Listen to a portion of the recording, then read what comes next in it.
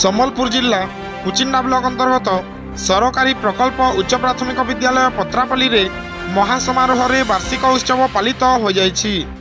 विद्यालयर प्रधान शिक्षक प्रदीप कुमार नायकों सभापतित्व रे आयोजित होइतिबा कार्यक्रम रे कुचिंडा निर्वाचन मंडलीर पूर्वतन विधायक किशोर चंद्र नायक मुख्य अतिथि भाव जोगदेई छात्र छात्री मानकर अंतर्निहित गुणावलीर विकास पई छात्र छात्री माननकु उद्बोधन देइथिले। मुख्य वक्ता भावे वरिष्ठ सांबादिक बिरंची नारायण दरका उपस्थित रही पणमल्ली न होई बगीचार मल्ली हेबा पई छात्र छात्री माननकु संबोधित करथिले।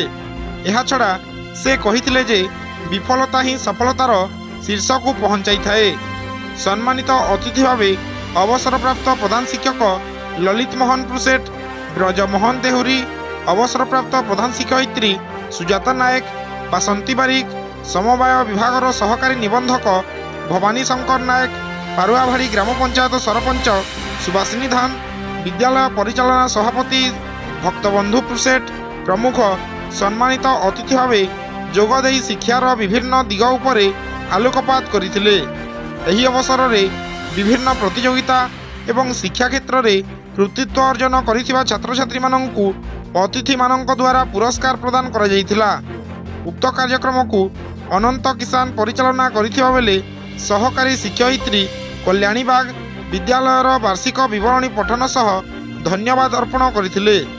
एही कार्यक्रम रे शिक्षक ललिंद्र माझी, बासंती नंद, भगवती प्रधान सहयोग करिथिबा बेले शेष रे विद्यालयर छात्र छात्री माननक द्वारा सांस्कृतिक कार्यक्रम अनुष्ठित होइथिला।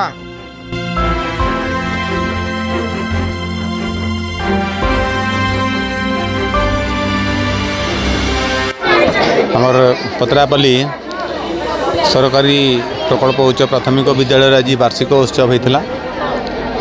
दीर्घ 60 बरस होगला गाँवर पूजनीय व्यक्ति माने ये गाँवर छात्र माने भविष्य पीढ़ी कदाकरी भलकर निर्माण हे से स्कूल निर्माण करते।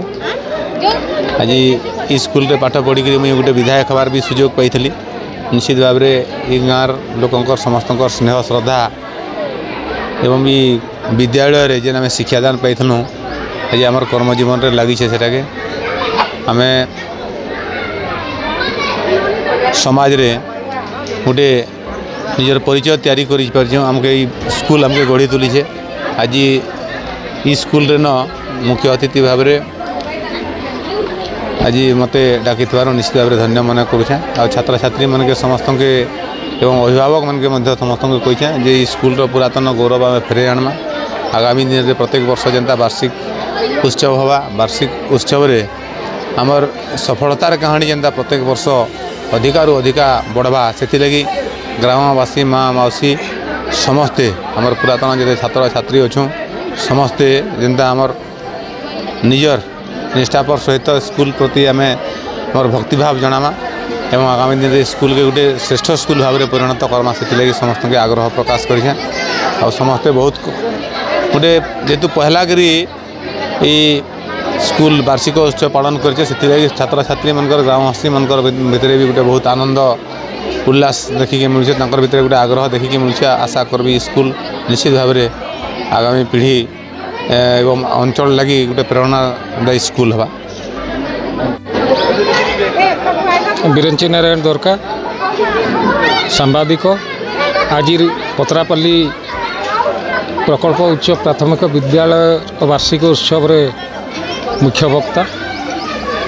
देखंतु शिक्षानुष्ठान होची एक पवित्र शिक्षानुष्ठान जेउठी प्राथमिक विद्यालय जीवन आरंभ होता है। 1958 मसीह ए विद्यालय स्थापन होता एवं दीर्घ वर्ष पर दीर्घ 66 वर्ष पर आज जेहेतु वार्षिक उत्सव है निश्चित भाव एटा गर्व आ गौरव